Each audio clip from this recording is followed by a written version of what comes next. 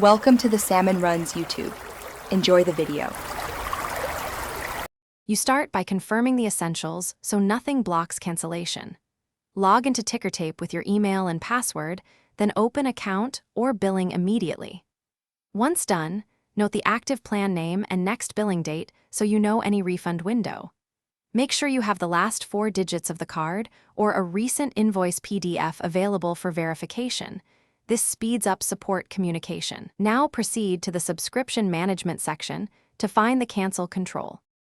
You now navigate the billing interface to execute cancellation.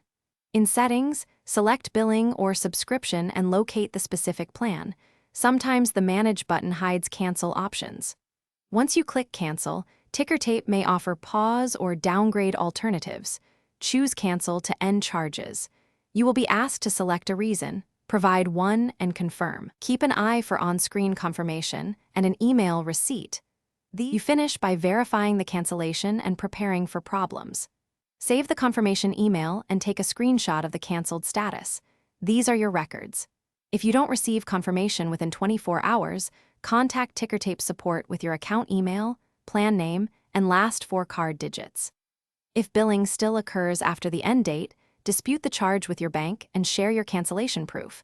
This usually resolves most issues quickly.